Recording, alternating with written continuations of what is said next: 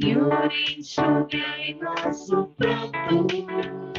Precisamos do teu amor e sentir tua presença envolver nossos corações.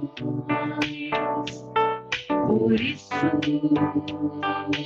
vem, Jesus.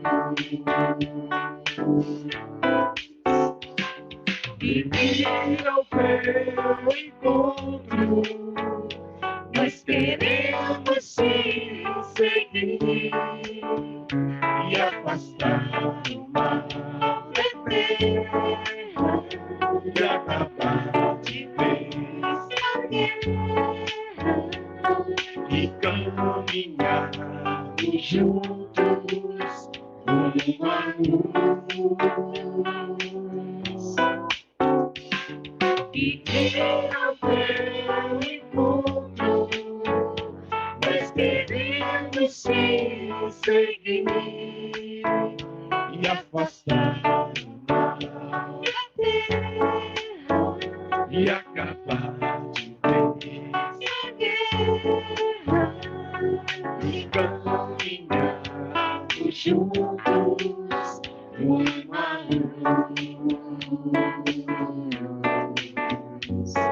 e caminhamos juntos.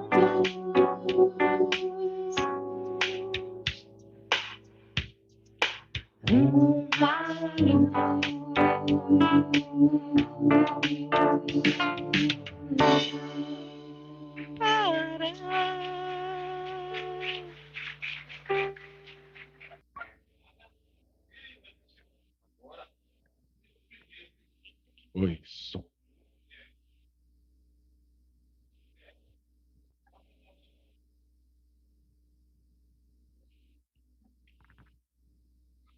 Oi, oi. Oi, oi. Opa! Opa! Agora foi.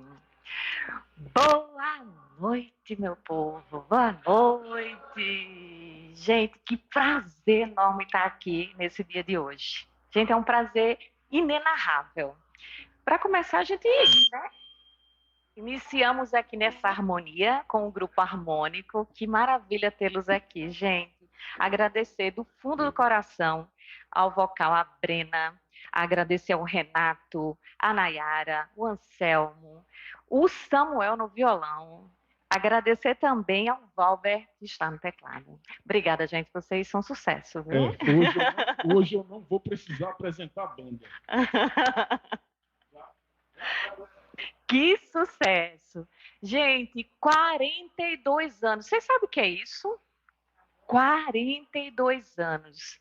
Estamos aqui nesse dia de hoje para festejar, né, uma data tão importante para essa casa, né, esse centro tão incrível, tão importante na vida de tantos que estão aqui presentes, inclusive a minha, tá? Meu testemunho, tá, gente? Eu fui muito bem acolhida quando eu cheguei aqui nessa casa, muito bem. E eu sinto um prazer enorme de estar aqui sempre que posso, para poder prestigiar, para poder ajudar. Então, e agradecer a vocês, né, por ter se deslocado de suas casas, né, para poder estar aqui nessa noite de festa. É uma noite de festa, gente. 42 anos, são 4 décadas de muito trabalho, de muita ajuda aqui na comunidade. Então, obrigada, tá, gente? Mas eu queria também agradecer e dar as boas-vindas, né, a muita gente que veio de fora. Agradecer ao pessoal da Vovozinha, a Casa da Vovozinha que está aqui presente. Muito obrigada pela participação de vocês, pela vinda de vocês. Agradecer também ao Caminho do Bem de Santa Rita. Obrigada, gente. Obrigada pela presença de vocês. Pessoal da Sopa, gente, aqui tem uma comunidade muito bacana. Obrigada, gente, pela participação de vocês. Sempre muito forte aqui nas nossas reuniões. Vocês são sensacionais. Agradecer também a Borba e a Solange, do Educar, né? E dos Missionários da Luz, né? Obrigada, gente. Obrigada pela participação. Bom, antes da gente começar, né, eu quero agradecer também, tá?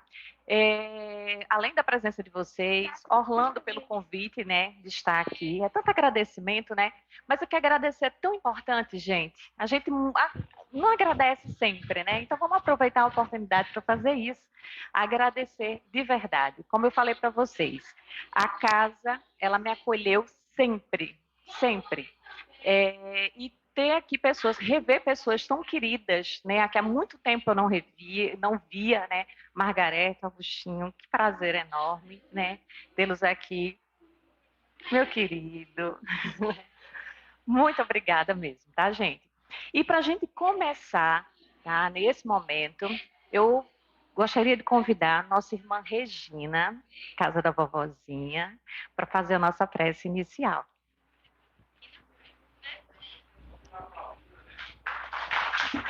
Graças a Deus, Papai Senhor. Quero deixar o Eu salmo já estava ali pensando que iam me chamar. 3. E já comecei a tremer. Senhor, meu pastor, Tremer porque falar Nada. em público, mesmo para fazer uma prece, a gente fica nervosa. Mas acima de tudo, minha gente, por estar em Bahia. Bahia é a terra do meu coração. Eu não nasci aqui, já cheguei aqui formada para ser professora. Mas essa cidade me acolheu. É como você disse, que o centro te acolheu e Bahia me acolheu. E eu estive por muito tempo trabalhando nessa cidade, da qual eu só recebi carinho, amor, respeito, apoio de todos aqueles que conviveram comigo. E digo a vocês, com toda a sinceridade de minha alma, todas as noites, nas minhas preces, Bahia está no meio.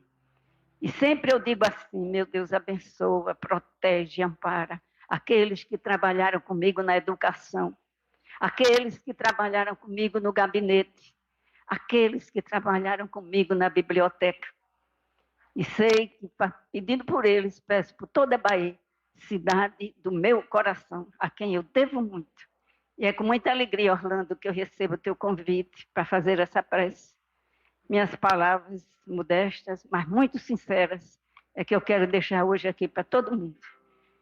Pedindo a Deus de bondade e de misericórdia, que me inspire para que eu possa, Senhor, falar aquilo que eu sinto dentro de minha alma. O respeito, o amor por esta cidade. E te peço nesse instante por todos aqueles que aqui habitam, e de um modo especial os seus dirigentes. Mas quero te pedir também, Senhor, por esta casa de oração e trabalho, o Centro Espírita, uma luz no caminho. Que o teu amor misericordioso ampare e assista a cada trabalhador desta casa, os seus dirigentes, e de uma maneira toda especial, Senhor. Eu me lembro agora de Ana, a nossa irmã, que já se encontra do outro lado da vida, e que era a alma desta casa. Nós te pedimos por ela, pela sua paz. E assim, Deus de misericórdia, agradecida pela oportunidade que me concede de mais uma vez estar aqui, Senhor, expressando a minha ternura, o meu amor por todos aqueles que também demonstraram amor e ternura por mim. Só tenho a te dizer, obrigada, Senhor. Minha mais sincera gratidão. Abençoa todos que aqui se encontram, seus familiares, e todos aqueles que se recomendam às nossas orações. Que a tua paz e o teu amor permaneçam em nossos corações, hoje e sempre. Que assim seja, graças a Deus.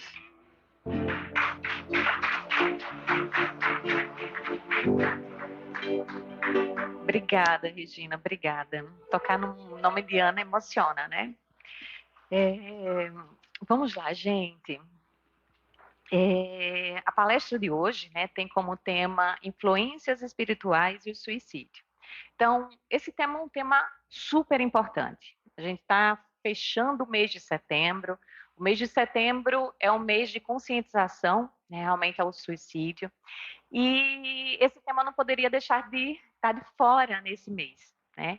Então, pela devida importância desse tema, eu gostaria de chamar a nossa convidada, a nossa palestrante, Erlane Bandeira.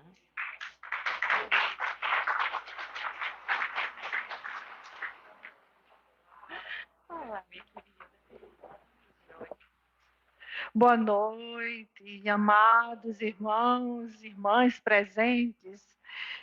Retornar a esta casa depois de um longo tempo, porque eu fui evangelizadora infantil nesta casa.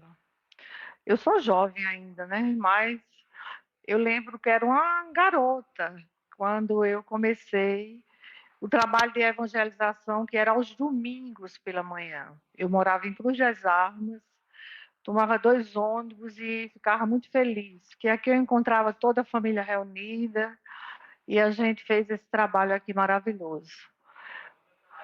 Tava, André, tudo, né? Então, o tema que nós vamos abordar hoje são as influências espirituais e o suicídio. É um tema que eu considero muito importante, muito relevante, considerando também o Setembro Amarelo, que é um mês de discussão e prevenção do suicídio.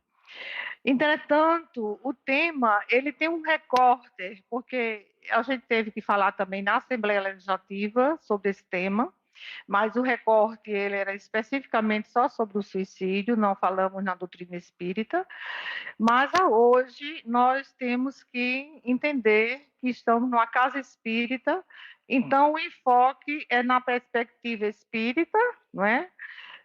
Uma vez que tratar do suicídio provocado por influenciações espirituais é realmente muito interessante, porque se constitui, de fato, um processo obsessivo. Então, quando a gente fala de influências espirituais, a gente está falando de obsessão. Então, a obsessão ela está caracterizada como uma epidemia antiga. Hoje, nós temos essa discussão na atualidade e nós sabemos que ela vem desde tempos imemoriais, né? Desde a época do Cristo, nós lidávamos com a questão da obsessão. Então, a obsessão ela vem alcançando milhares e milhares de pessoas em todas as partes da Terra, não é? Então, a vida de Jesus é um exemplo disso. Ela foi uma batalha constante entre os obsessores, entre as obsessões e entre os obsidiados. Eu retirei do livro Seara do Mestre uma mensagem fabulosa de Emmanuel que trata de Jesus e a obsessão. E Emmanuel nos diz que depois da resplandecente consagração de Jesus na manjedoura, ele vai encontrar o primeiro grande obsidiado, que é a pessoa de Herodes, que mandou matar todos os pequeninos para poder liquidar Jesus, para poder matar Jesus. Obsessores cruéis também não vacilaram em atacar Jesus, principalmente naquela cena em que a gente vai encontrar Jesus no deserto em orações e as entidades espirituais o buscam na tentativa de influenciá-lo. Mas as vibrações do mestre eram de tão grande sentimento, de valores sentimentais, que os obsessores se afastavam e não encontravam respaldo no mestre Jesus. Nós podemos também ver nos evangelistas, como Mateus, por exemplo, que ele dizia que os obsidiados eles chegavam a ser extremamente violentos, extremamente ferozes. Marcos ele vai se referir ao obsidiado de Cafarnaum como um obsessor em que o Cristo o retira e ele sai clamando contra o Senhor aos berros. E Lucas vai, na verdade, nos narrar um episódio de que Jesus realiza a cura de um lunático que ele se debate ao chão e ele, na verdade, fica em convulsões, mas o espírito se afasta. Nós vamos ver Maria de Magdala, que se faria mensageira da ressurreição, ela fora vítima de obsessores de entidades perversas. Nós vamos ver Pedro, que sofria de obsessões periódicas.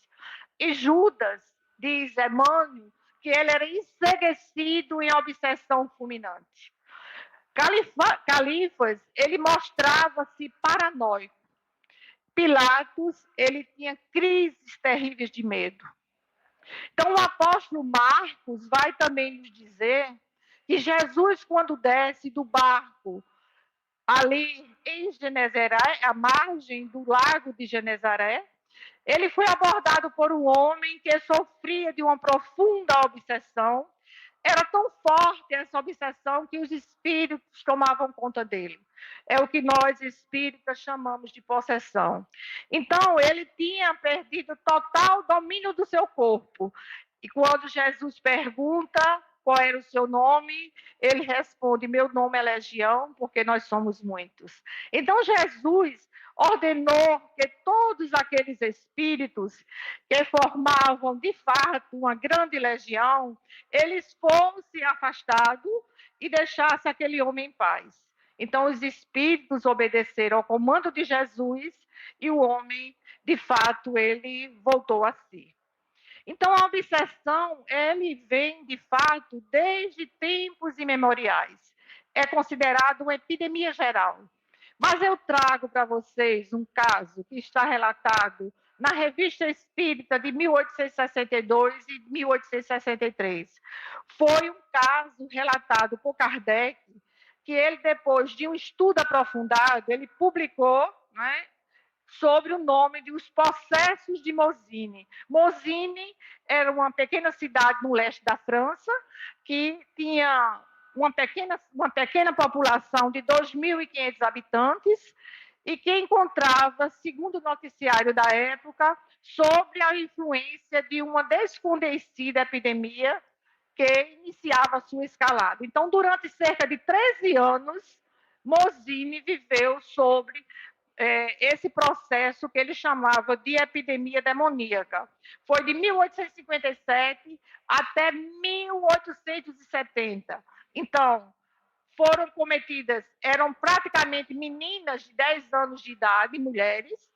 Elas eram acometidas de convulsões, alucinações, sonambulismo e diziam que estavam sendo possuídas por demônio. Então, as pessoas endemoniadas, entre aspas, elas aumentavam a cada dia e chegava até até o ano de 1863, cerca de 200 pessoas na cidade com essa fenomenologia. Então, o governo francês, preocupado com isso, porque esse povoado de Mozzini tinha sido anexado ao governo da França, ele, preocupado com essa epidemia, ele convidou um tal Dr. Constant, para que esse doutor Constant ele pudesse, com rigor da ciência médica, pudesse fazer uma investigação e descobrir a causa daquela epidemia que assolava Mozzini. Então, as pessoas, ele começou a fazer a pesquisa, visitar as pessoas, e ele presenciou diversas crises dessas meninas, né? Periodicamente eram acometidas, independente de horário, de dia e de hora, e essas meninas tinham uma força tão grande, que às vezes era preciso 3 ou 4 homens para poder domá-las. Então, em meio à mais completa calma, a questão começava da seguinte forma: de repente, começava a apresentar as crises. Elas começavam a bocejar, espreguiçar, e depois tremores, pequenos solavancos, e pouco a pouco, em curto espaço de tempo, elas estavam tomadas por aquele processo. Elas batiam em móveis, levantavam com vivacidade os móveis e começavam a falar ou a vociferar. O que acontecia era que, no estado de crise, as moças, elas tinham essa força desproporcional à idade delas, né? Como eu já falei, homens, 3 a 4 homens eram levados para poder domá-las. Sabemos também que essas meninas, elas davam respostas a perguntas que eram feitas em línguas que elas totalmente desconheciam. Então, aí o doutor fez toda a investigação e chegou ao seguinte diagnóstico. Ele disse que o diagnóstico era uma histeria coletiva agravada pela fixação da figura demoníaca. Esse foi o diagnóstico médico, né? Então, durante a crise, o caráter dominante desses momentos era o ódio a Deus e tudo que representava ou se falasse em nome dele. E então as meninas não guardavam qualquer lembrança depois da crise do que falavam ou do que fizeram. Então, esse fenômeno sob a ótica espírita certamente nós não hesitaríamos em nenhum momento em identificar nesses relatos claras evidências de um legítimo enredo obsessivo. Então, o senhor Constant, o que ele fez? Ele pegou, aqui é a foto da igreja da época, na cidade de Mozzini. Ele chamou todas as doentes, que eles chamavam de doentes, levaram para essa igreja para fazer exatamente o exorcismo. Mas o que eles não esperavam, junto com as autoridades da época, é que as jovens entraram em crise simultânea. Vocês imaginam? Aquela igreja foi tomada por um fenômeno de bate-bate, de levanta-mesa, de gritaria, e eles resolveram, então, fazer o exorcismo agora individual, indo até a casa da pessoa, que fosse de dia ou de noite, também não surgiu nenhum efeito. Mas, à época, a doutrina espírita, ela já se apresentava ao mundo, principalmente com as suas duas obras basilares, que era o Livro dos Espíritos e o Livro dos Médiuns, não é? Que eram suficientes para que a gente pudesse fazer a elucidação daquela estranha epidemia que eles colocavam, que atingia os moradores daquele pequeno vilarejo. Entretanto, o que Kardec fez é que Kardec, para tentar investigar o caso, embora ele já soubesse do que se tratava, ele pesquisou, ele foi buscar no espírito de São Luís uma resposta para aqueles fenômenos, e o espírito de São Luís vai dizer exatamente que aquela cidade foi tomada pela influência de maus espíritos por causas que um dia vocês irão conhecer. Então, ele não diz qual é a causa, mas ao seguir a minha fala, a gente vai saber exatamente quais são essas causas. Então, a epidemia de Mozzini foi uma epidemia moral, porque não se trataria de uma doença do corpo físico, e sim uma influência espiritual, influências espirituais. Então, o processo obsessivo, ele é um processo de sintonia, sobretudo uma sintonia mental. Então, foram atraídos para aqueles locais os espíritos com afinidade com aquelas pessoas que também estavam em sintonia com eles. A resposta mais contundente que a doutrina espírita poderia dar era exatamente essa. Então, transportando esses acontecimentos que ocorreram em Mozzini, que desencadearam toda essa confusão, então, se nós formos transportar isso para a nossa realidade, nós vamos perceber o quanto eles estão atuais, né? Extremamente atuais.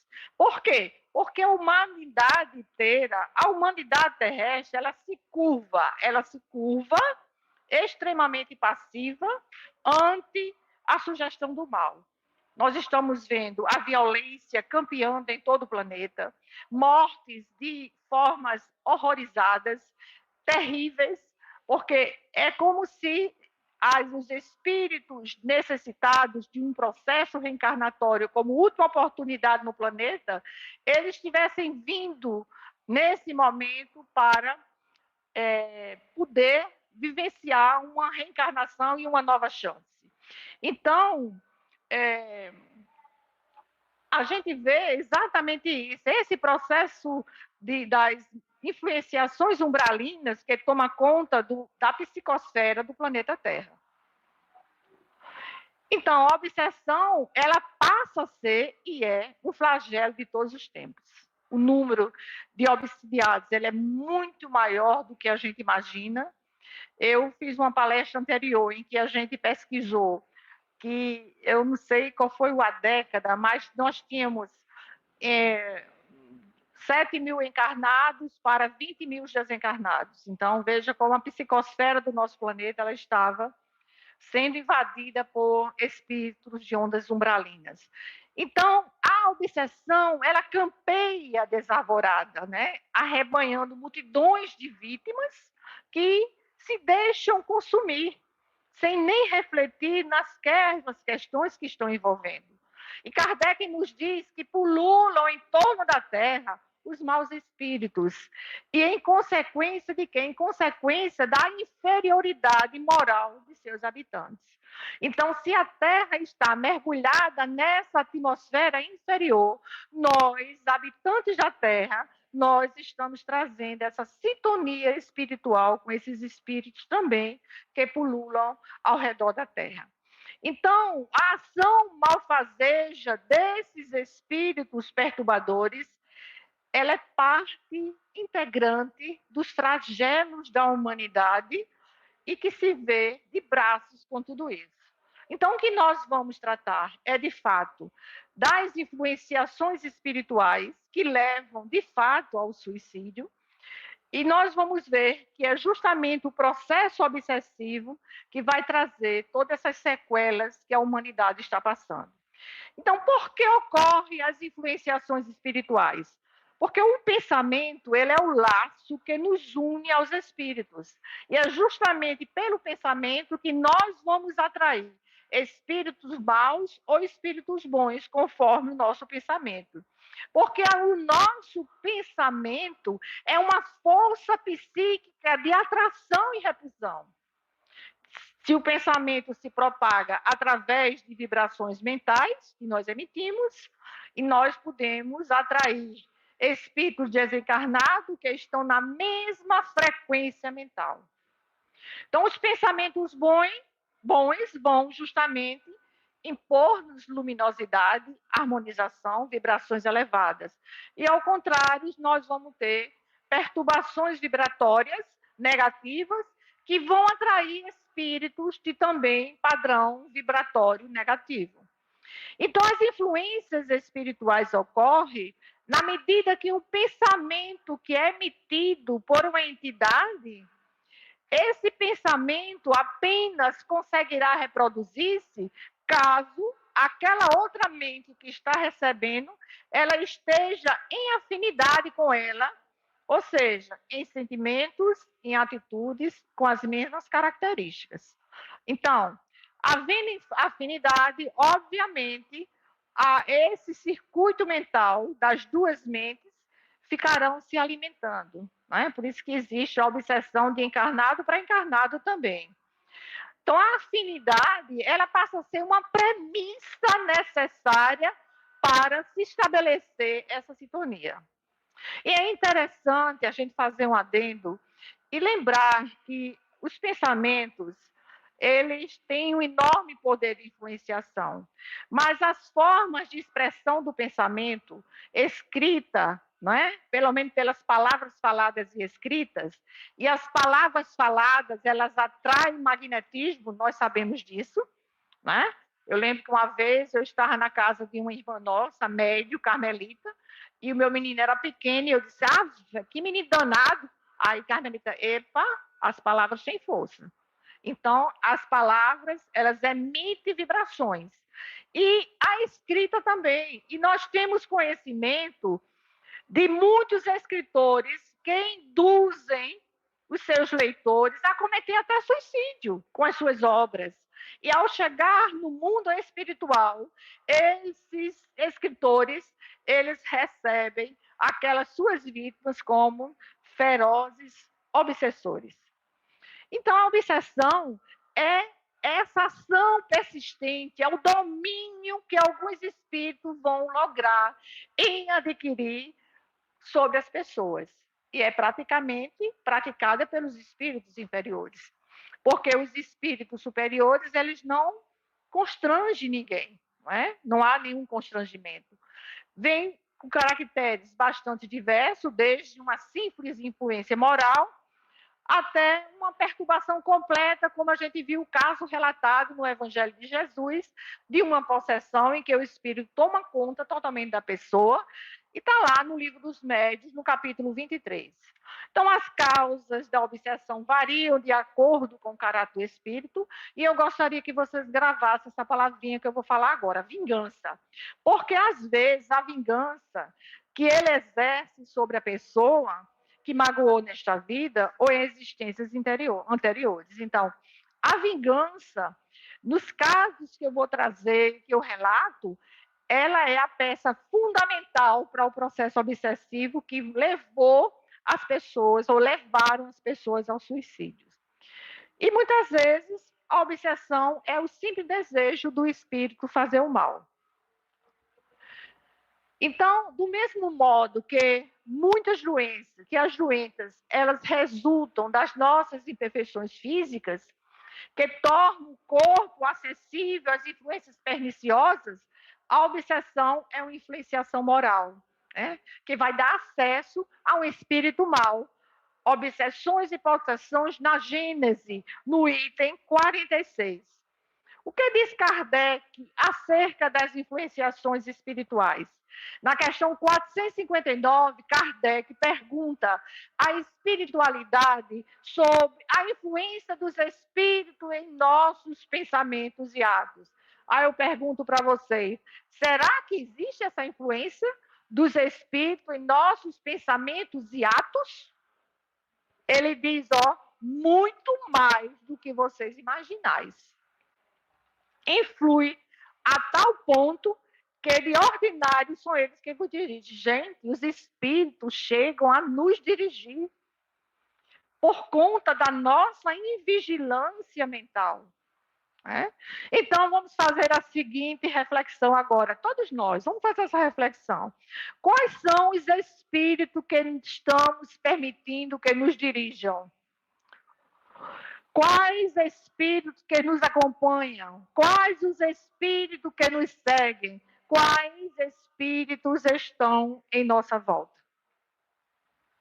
Se a gente parar para refletir, o que nós estamos sentindo, quais são as nossas perturbações, ou alegrias, ou tristezas, nós vamos responder essas questões. Kardec fala das influenciações espirituais praticamente em toda a coleção kardeciana, desde a Revista Espírita, passando pelo Livro dos Médiuns, passando pela Gênesis, pelo Céu e Inferno, em que ele dedica um capítulo inteiro sobre casos de obsessão por o suicídio. E o Evangelho de Jesus, quando ele diz, reconciliai-vos o mais depressa possível com o vosso adversário. A mensagem de Jesus nos convida a resolver em vida agora os nossos desafetos, para que esse desafeto não se transforme mais tarde no nosso obsessor ferrenho.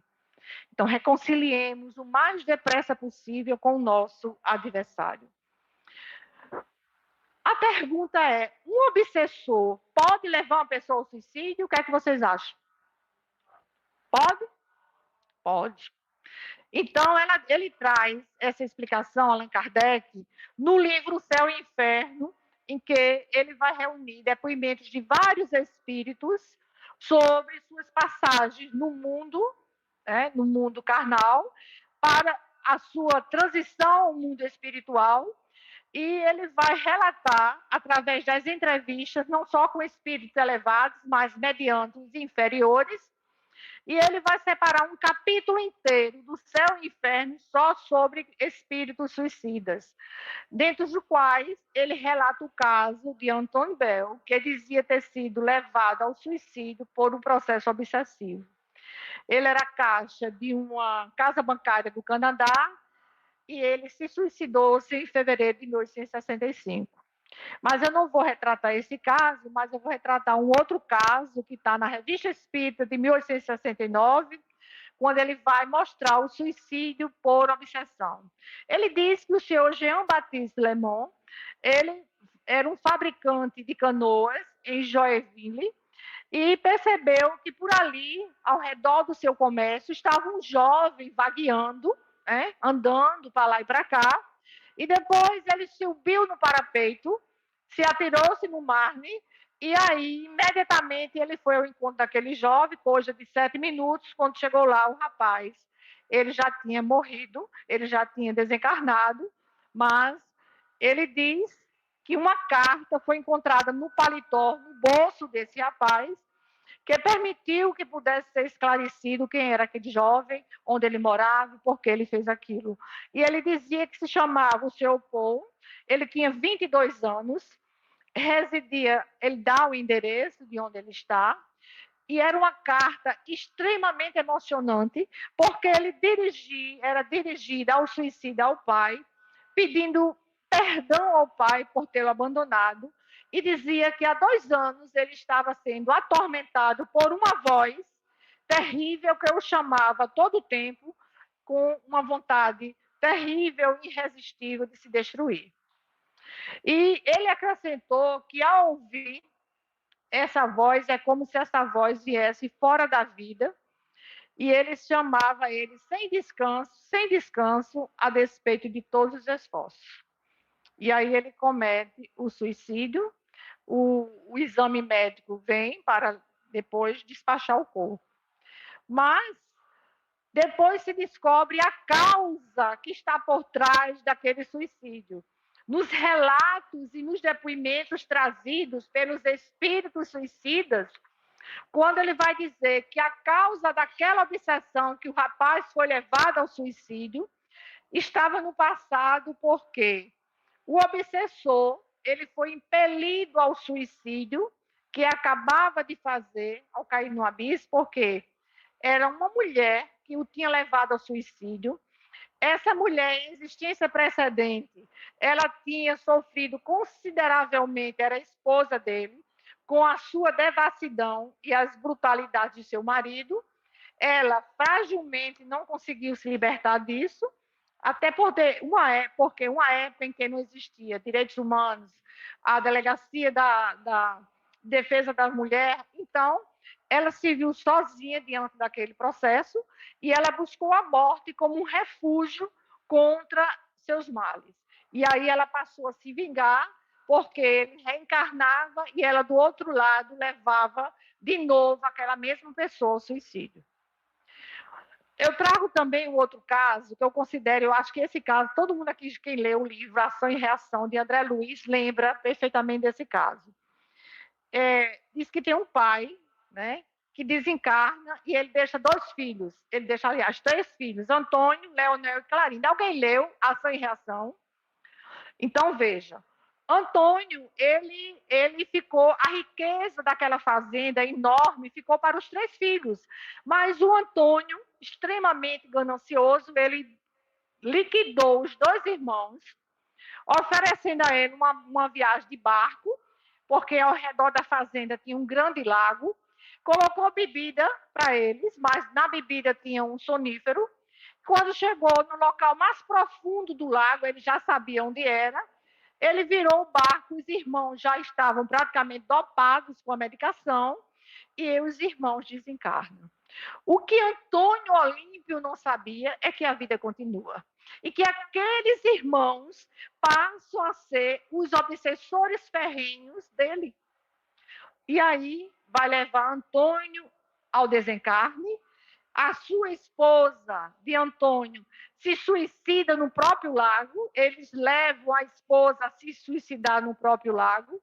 E aquela fazenda, toda aquela riqueza, continua com o filho de Antônio, que agora eles estão desencarnados, os tios, e continuam, na verdade, aqueles tios apegados ao dinheiro, porque eles queriam de volta toda a riqueza que não foi dividida. O que é que a gente vê nesse caso é que a avareza, a sovinice, o apego ao dinheiro atraiu justamente aquele rapaz, que também era o filho de Antônio, que estava também afinado com os sentimentos do pai, apegava-se aos lucros, apegava-se aos bens materiais tão exagerado que ele deixava a esposa e os 2 filhos a mais duras necessidades, receoso de perder o que ele tinha.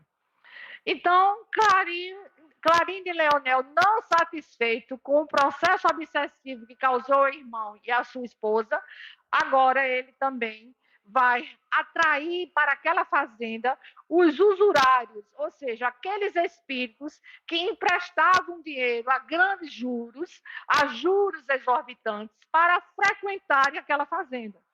E também os tiranos rurais desencarnados invadiram a fazenda e agora agravava ainda mais a sovinice daquele rapaz.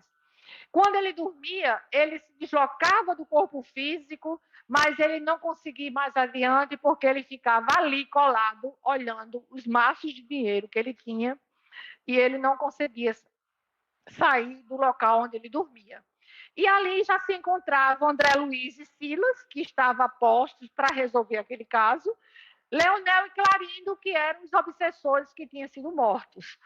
Mas aí, Clarindo André Luiz e Silas se aproxima no sentido de ganhar a confiança dos obsessores, consegue, e eles vão dar a resposta que André Luiz estava precisando e que isso serve de exemplo para todos nós. Eles dizem que aprenderam uma técnica obsessiva nas escolas dos Vingadores, que eram organizações mantidas por inteligências criminosas que se encontravam nos umbrais da espiritualidade, e a técnica consistia exatamente em quê? Em exacerbar naquele rapaz, Luiz, o sentimento de usura e apego ao dinheiro. Então, a técnica, ela parte do pressuposto de que todos nós, além daqueles desejos imediatistas que nós temos, falta 5 minutos para concluir a palestra? Então, eu vou ficar pela metade. Hein? 5 minutos? Quanto tempo é a palestra? Não, mas eu não comecei de 8. Mas aí eu vou deixar a palestra pela metade, viu? Vou deixar pela metade. Então a técnica consistia exatamente isso. Então, cada pessoa é tentada exteriormente pelo seu desejo central. Cada um de nós temos o nosso desejo central. E os espíritos vão exatamente ali no seu desejo central para instigar aquilo que você quer para levá-lo ao processo obsessivo. O outro caso, serei rápida, é o caso que é relatado por Ivone Pereira, ou Ivone Pereira, o espírito de Bezerra de Menezes, no livro Dramas da Obsessão, Processo de Obsessão Coletiva, em que a família inteira de Leonel, ele tem ímpetos para o suicídio. Imagine, toda a família está sendo levada ao suicídio. Então, o caso começa porque tem um rapaz que mora em Minas Gerais, ele é espírita, mas ele é um discípulo de Bezerra de Menezes reencarnado. E aí ele recebe uma carta de um familiar pedindo ajuda para essa família. Era Leonel, que havia se suicidado, e que em seguida sua filha de 20 anos também se suicidou, e tinha 10 filhos, a esposa, e o segundo filho já estava tentando também suicídio.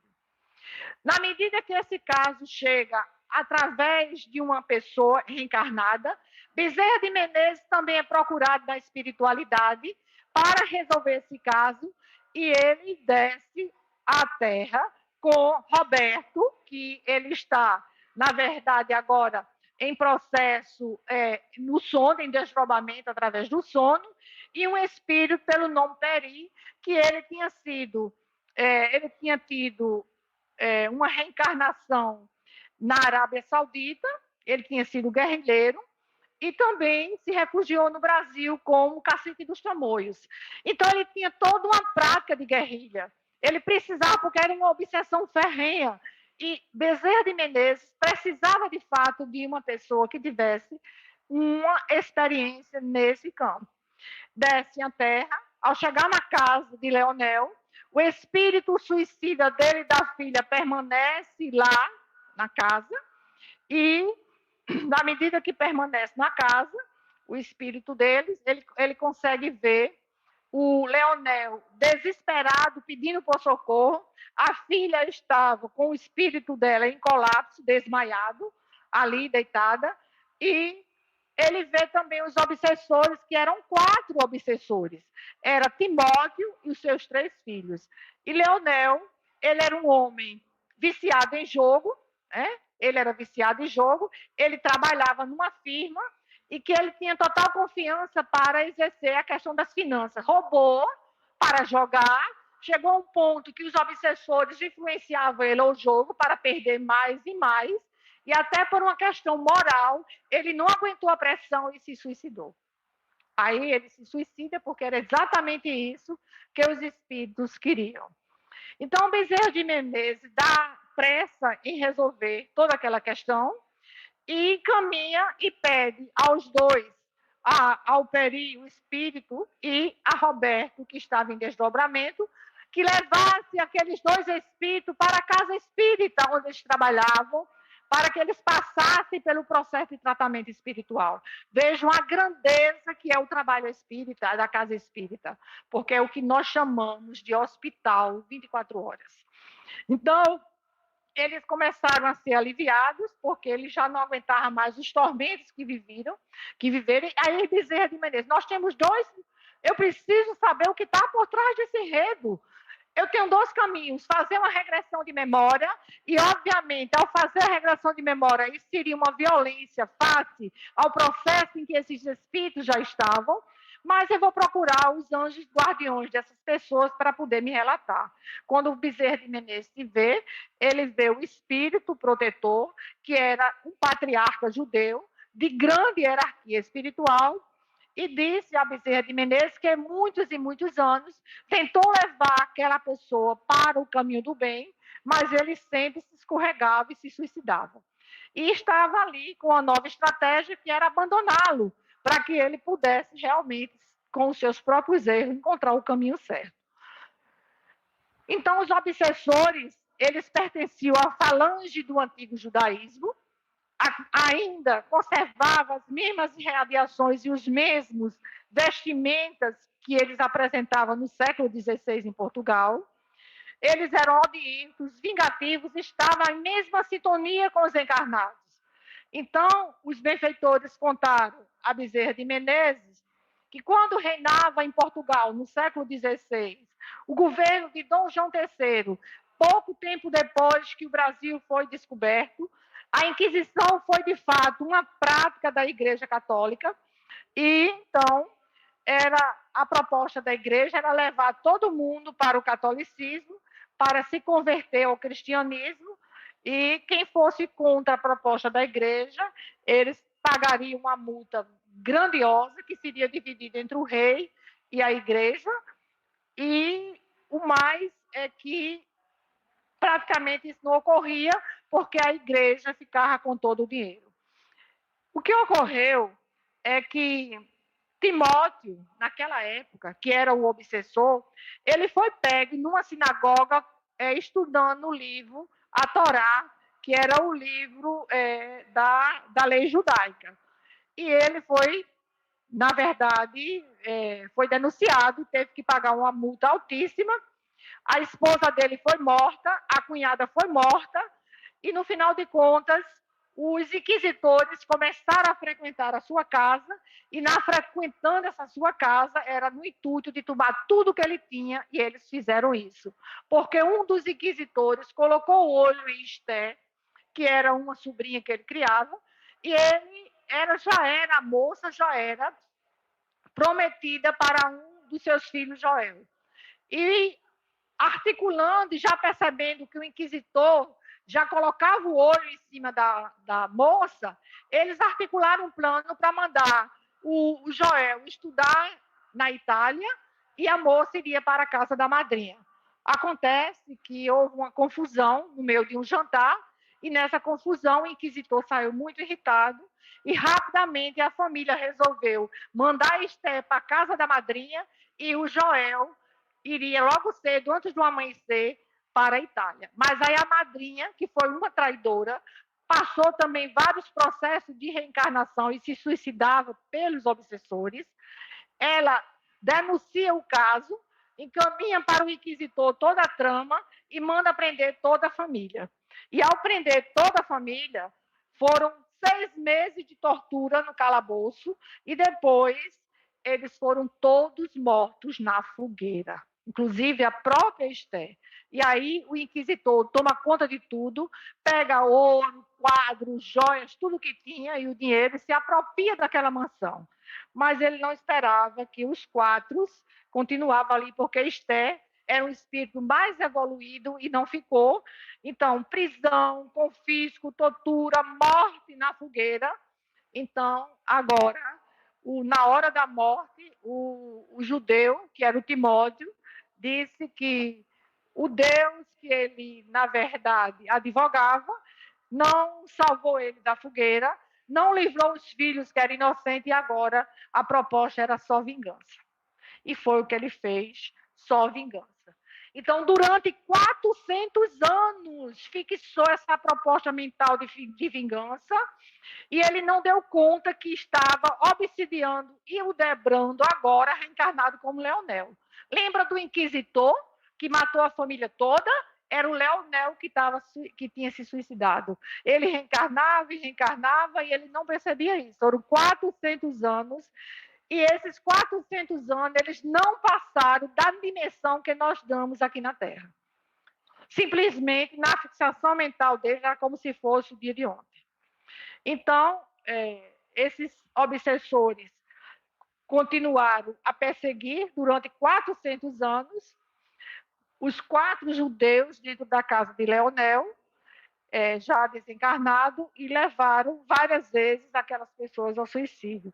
Bezerra de Menezes volta à Terra, resolve levar o pai, o Timóteo, para a casa espírita também, porque assim os filhos ficariam sem maiores possibilidades de obsessão, e depois ele consegue levar os outros 2 filhos, 3 filhos também, para a casa espírita, para receber o acolhimento necessário.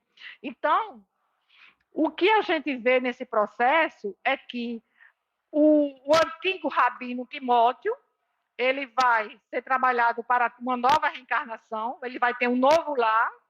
Os seus 3 filhos de outrora voltam como sendo seus filhos. Leonel, sua filha Alcina, que foram os inquisitores que o levaram à morte, voltam como filhos. E aí, através da ação obsessiva que eles cometeram, agora eles estavam todos reunidos numa família. Concluindo. Mas por trás de todo esse enredo tem a lei de causa e efeito. A gente fica se perguntando por que Timóteo e seus 3 filhos, eles foram para a fogueira, eles foram mortos, tomaram tudo que tinha e passaram para o mundo espiritual em processo de obsessores. Aí foram buscar no passado de Timóteo e dos filhos, que eles viveram em Jerusalém ao tempo dos primeiros cristãos, como autoridades judaicas e romanas, e eles exerceram sobre os inofensivos adeptos do cristianismo nascente atrocidades iguais a que ele viveu. Então, a lei de causa e efeito estava exatamente aí cobrando dele aquilo que ele fez no passado. Então, estou fechando, esse é o último slide. É impossível a gente concluir um tema como esse, não é? Porque é um tema complexo, é um tema que, de fato, tem muito que ser dito ainda, mas eu trago exatamente a prevenção ao suicídio e à obsessão por Emmanuel, que é uma mensagem belíssima, quando a ideia do suicídio, ele diz, quando a ideia do suicídio, porventura, te assome a cabeça, reflete, antes de tudo, na infinita bondade de Deus que instalou na residência planetária, solidamente estruturada, a fim de sustentar-lhe a segurança no espaço cósmico. Em seguida, ora, pedindo socorro aos mensageiros da providência divina, medita no amor e na necessidade daqueles corações que te usufruem a convivência. Se a ideia perniciosa a torturar-te, mesmo que te sintas doente, refugia-te ao trabalho possível, em que te mostre útil ou que te serva. Visita um hospital, vai pessoalmente ao encontro de algum instituto beneficente, a que se recolhe irmãos necessitados de apoio total, para os quais alguns momentos de diálogo amigo se transforma em preciosa medicação. Lembra-te de alguém que saibas em penúria e busca avistar-te com esse alguém, procurando aliviar-lhe a carga de aflição, entrega ao serviço ao próximo do bem. Nesse sentido, o espírito suicida ou alguém que queira fugir da vida, independente das causas geradoras do sofrimento, deve buscar conforto espiritual na prece. Não desprezes a leitura de alguma página esclarecedora, capaz de renovar-te os pensamentos. Muita paz, meus irmãos.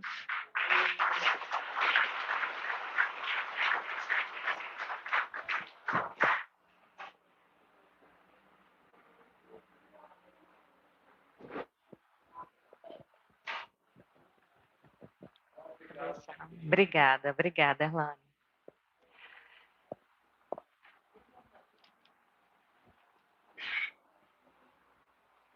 Quer tirar alguma coisa? Pode falar. Tá, joia. Bom, gente, agradecer a você, Erlane, pela mensagem, né? Isso é um tema tão importante que você nos trouxe. Muito obrigada. E eu gostaria de convidar Clóvis, lá da vovozinha. Clóvis, vem aqui passar uma mensagem bem bacana para a gente.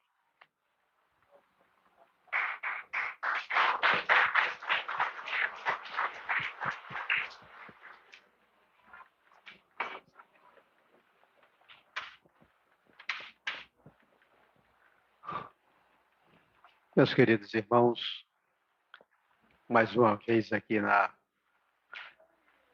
União Espírita, uma luz do caminho.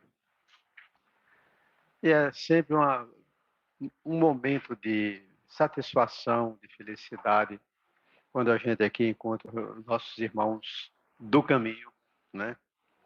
Que são todos aqueles que estão reencarnados no nosso planeta de uma maneira ou de outra, para essa fraternidade, para essa festividade de aniversário que aqui está acontecendo. Está aqui já o bolinho com os parabéns.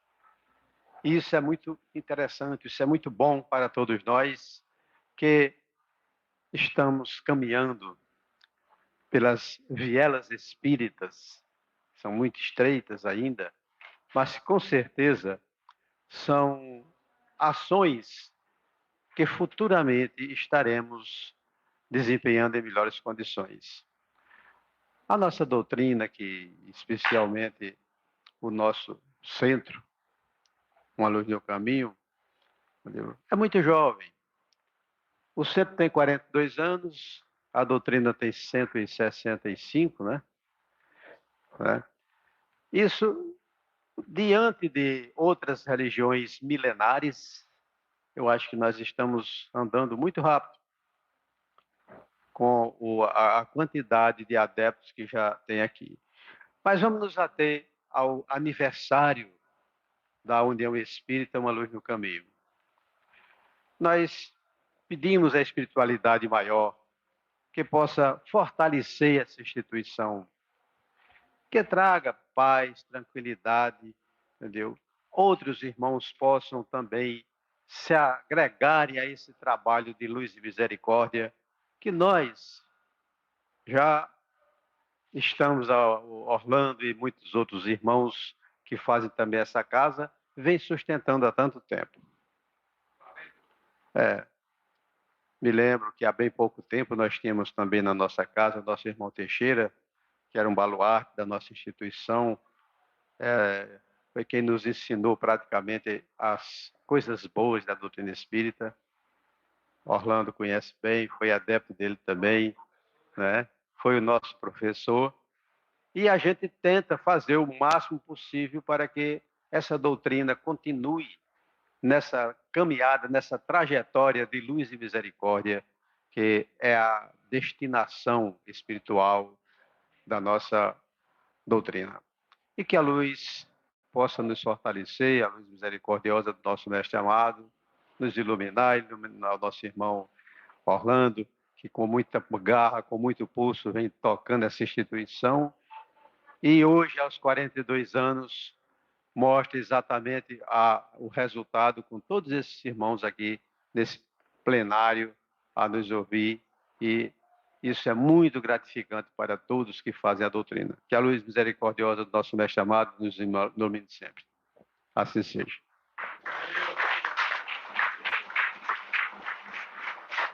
Obrigada, Clóvis. E agora eu gostaria de chamar o nosso dirigente, Orlando. Vem cá, Orlando, vem falar um pouquinho, vem dar uma palavrinha.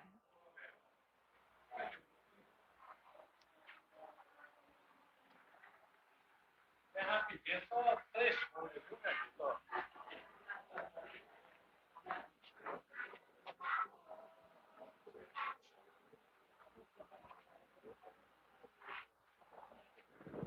Só, né?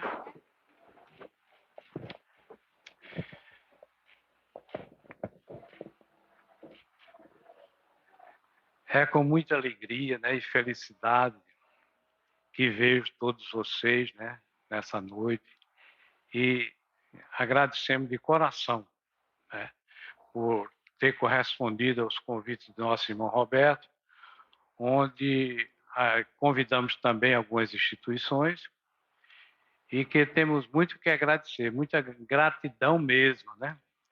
Aí eu vou ler essas 3 páginas, mas não dá, eu acho que não passa de, né, Erlan? Passa de 9 horas. Olha, isso para nosso irmão Borba, né? Nosso irmão Clóvis e demais do Caminho do Bem, né? Transmita lá o nosso irmão Osmar. Uma das coisas mais complexas no cotidiano de uma casa espírita é administrar as diferenças comportamentais entre os trabalhadores. Aqui e ali, por um motivo ou outro, pipocam os atritos e melindres, muitas vezes encoberto pelo silêncio em nome da caridade. Mas é evidente nos olhares atravessados, nos recadinhos indiretos e não raro no afastamento inexplicável daquele companheiro que parecia tão entusiasmado. Quando chega a este ponto, é que a guerra de persona, né, já atingiu seu ponto máximo. Ontem tivemos no aniversário lá do Caravana, né, 72 anos, do Almir. Almir, Rita até conhece, né, Rita? E alguns aqui também, o nosso irmão Almir. E existia o nosso irmão Salles, né, já com a idade avançada, e Almir chegou para ajudar o nosso irmão Salles. E fez a primeira tentativa de aderir o Caravana à Federação Espírita Paraibana, né? E foi lá, assinou, né? Assinou a documentação e tal. Mas quando retornou, o nosso irmão Salles caiu em cima dele com mais de 1000, né? Chamando a atenção. Na frente de todo mundo, tal. Aí é onde está a moral da história. E Almir não ligou para isso. No meio do pessoal tinha 2 senhoras que foi advogada de defesa, entre parentes, né? E conseguiu, no final da reunião, Almir voltar. Mas se fosse outra pessoa, Almir fez de conta que não aconteceu nada. Quer dizer, isso é uma riqueza de personalidade, né, que Almir teve diante das circunstâncias. Porque ele foi banido, né, simplesmente porque Almir assinou no lugar do nosso irmão Salles, que era o presidente, mas no final deu tudo certo. Aí, não desanimes, onde há gente, há problema. Isso Clóvis me disse uma vez, quando reassumiu, não foi, Clóvis? Onde tem gente, há problema. Graças a Deus, porque conviver significa oportunidade ímpar de crescimento. É preciso apenas saber identificar, respeitar e integrar as diferenças, repensando o conceito ilusório do que para figurar no seleto rol dos escolhidos. Todos têm de estar aptos e disponível todo o tempo e todo tipo de tarefa na casa espírita, estereotipada, solapam a autenticidade e favorece, muitas vezes, a convivência com mais dignidade e amor entre nós. Né? Um dos pontos importantes é aquele rapaz que está ali atrás de Roberto, Valdir. Né? Hoje, a gente sente falta. Eu tinha ao nosso lado, era o nosso braço direito, praticamente, aqui dentro desta casa. Valdir dos Santos. Ele de santo não tem nada, né, Valdir? E hoje, a gente sente falta, porque o nosso irmão foi acometido de um AVC.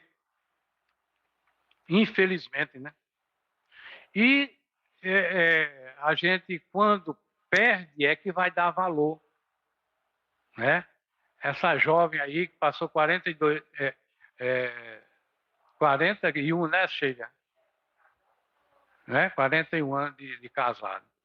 Então, as dificuldades que tivemos, e muitas vezes ela tinha as suas razões, e hoje, na reflexão de estar sozinho, dentro de uma casa, é que a gente vai dar valor àquela que passou 41 anos do meu. Infelizmente, depois que a perdemos, né? Então, assim é a vida. A gente, muitas vezes, convivendo dentro do nosso lar com os nossos filhos, com todos os nossos familiares, a gente não valoriza, né? A gente não dá o devido valor. E depois que passa, perde, é que vemos valorizar. Então, essa valorização, eu queria que ficasse no coração de vocês, que fazem parte desta casa, que conviveram conosco, e que voltem para que nós possamos, sob a égide do nosso irmão Roberto, eu prometi a ele, né, Roberto, de se afastar um pouquinho, para que ele possa nos ajudar, né, e lidar mais com as pessoas que passarão a vir nesta casa. Então, para que a gente tivesse uma maior dinâmica, me arranja um pouquinho d'água, tivesse uma maior dinâmica, nós chegamos à conclusão de criar o sábado à tarde, às 15 horas, uma opção durante o dia. Valdir deu total apoio, a gente conversou muito sobre isso, e eu creio que está dando certo. Obrigado. Opa! Valeu. O calor está intenso, né? E tivemos, Maria Soares sugeriu também, uma trabalhadora da nossa casa, ser no domingo, como era antigamente.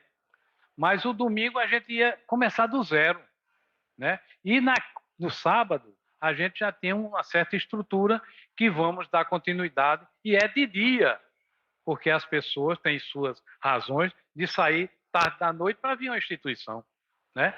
É complicado.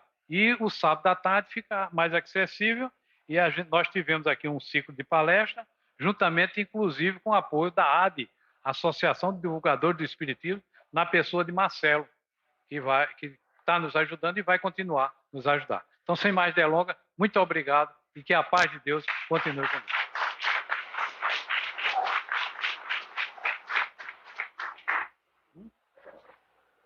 Agora, né?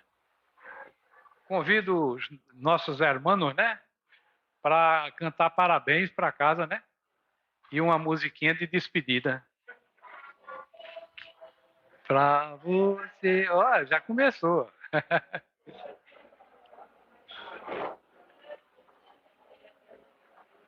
Aí fica difícil aí, né, Roberto?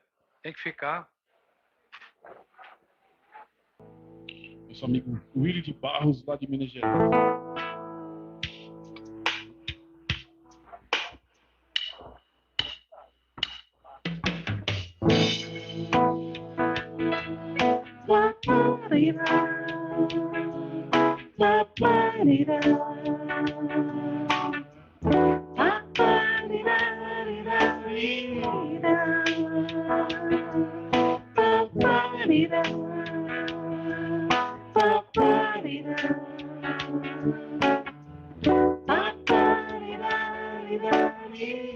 Toda vez que eu penso em Jesus, meu coração se acende no meu peito. Toda vez que eu sinto essa luz iluminando a minha mente, o meu corpo, pareço flutuar. Quando penso em Jesus, eu sinto paz. Quando penso em Jesus, minha alma se perfuma numa doce vibração. Os meus pensamentos se transformam E eu sinto que tudo coração vai surgindo, vai crescendo, um sentimento diferente e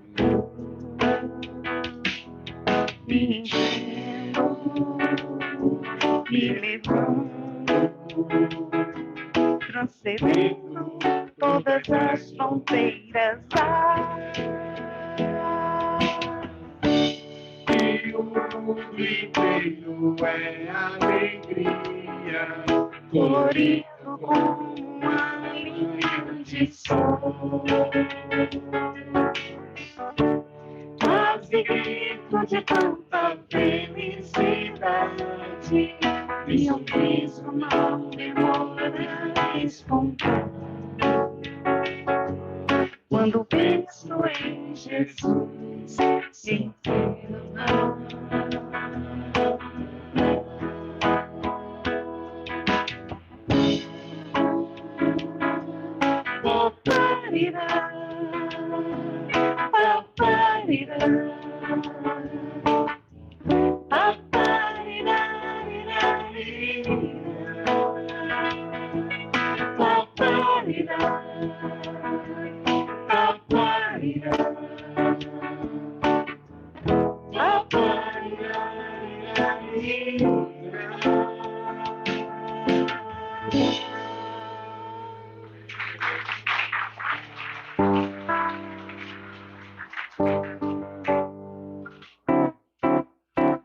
parabéns pra você nessa data querida.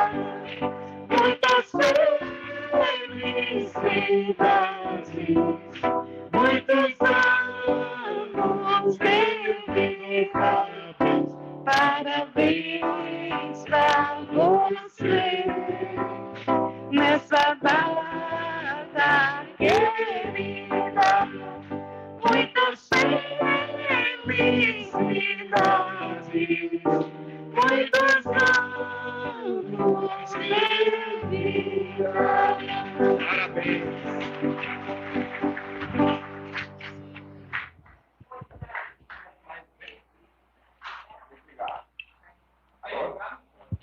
Eita, que coisa linda, gente! Agradecer profundamente ao Grupo Harmônico, a Brena, Renato, Nayara, Anselmo, Samuel e o Valber. Muito obrigada, gente.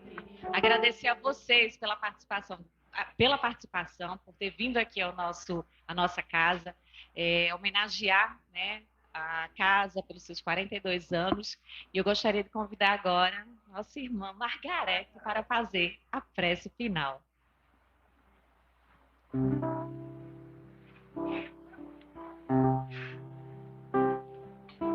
Continuar agradecendo, né? Foram tantos agradecimentos só, mas né, é pouco, né? Por 42 anos, por esta casa de luz, por esse hospital.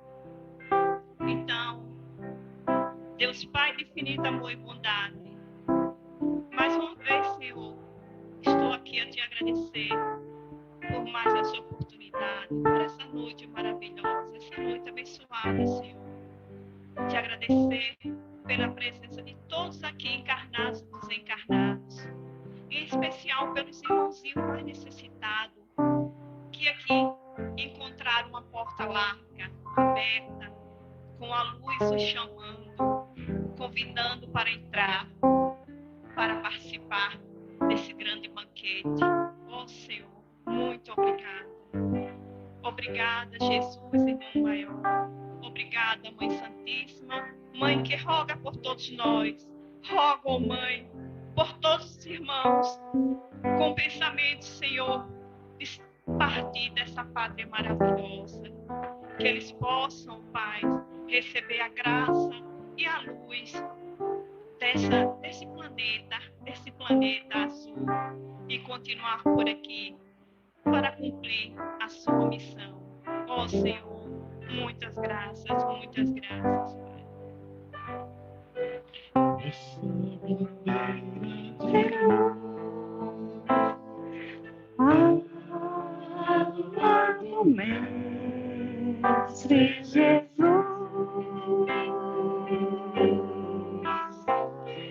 seja o amor, nossa bandeira de luz.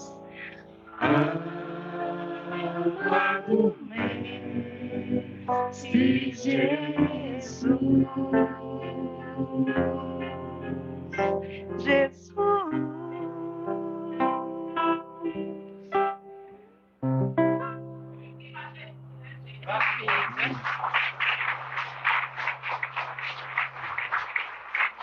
Pessoal, que possamos retornar para as nossas casas na Santa Paz. Mas antes de irmos, vamos cortar o bolo, né, Orlando? Vamos cortar o bolo. Gente, vai ter um lanchinho aqui para os convidados, tá?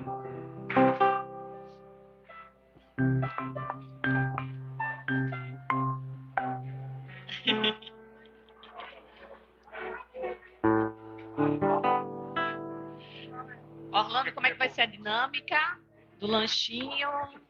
Fazer a fila por aqui? Então, gente, vamos lanchar, né, meu povo? Vem-se embora.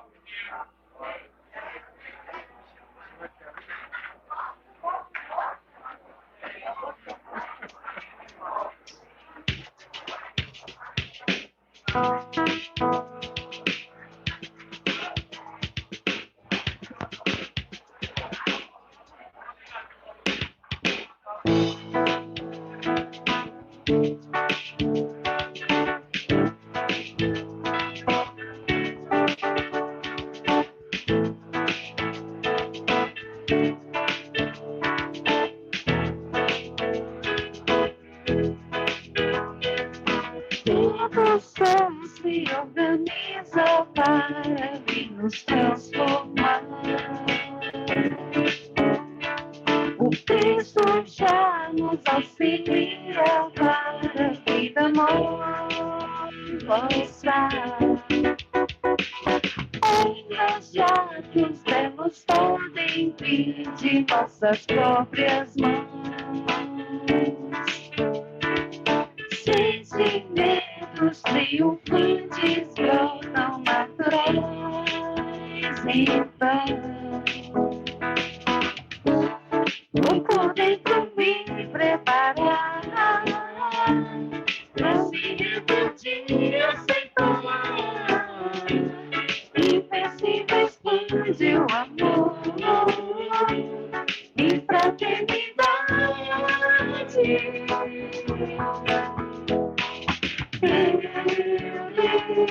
Desejo abre mais amar e tudo mais de afetos cativar.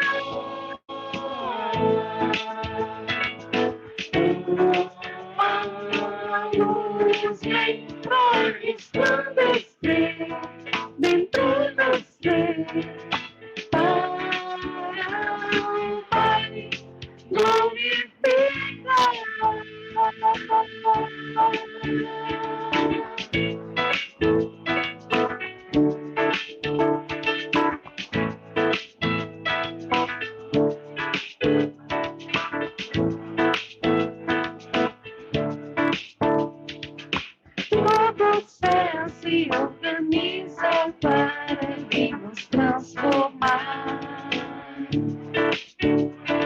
O Cristo já nos auxilia para a vida nova usar. Ondas de atos belos podem vir de nossas próprias mãos. Sentimentos triunfantes brotam naturais então. Vou por dentro me preparar pra seguir meu dia aceitar. Invencível expande o amor e pra dignidade.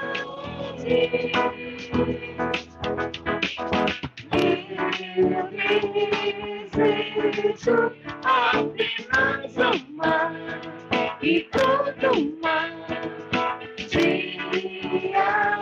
afetos cativar.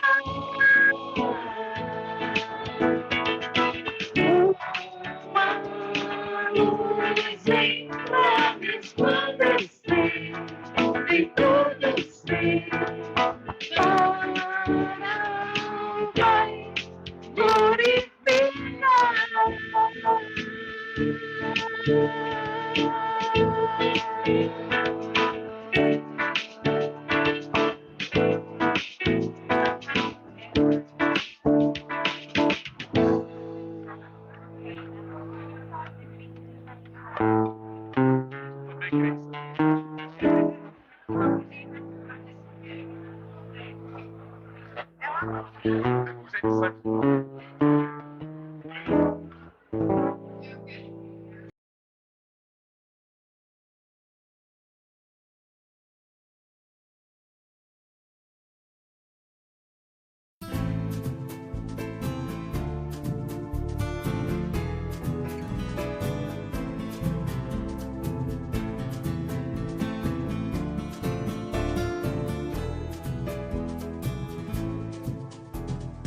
Hoje a nossa casa está em festa. Este sorriso é pra você, irmão. Hoje a nossa casa está em festa. Também em festa está o nosso coração. Hoje a nossa casa está em festa, porque você está aqui. Seja bem-vindo, seja bem-vindo. Também queremos ver você sorrir. Seja bem-vindo, seja bem-vindo. Também queremos ver você sorrir.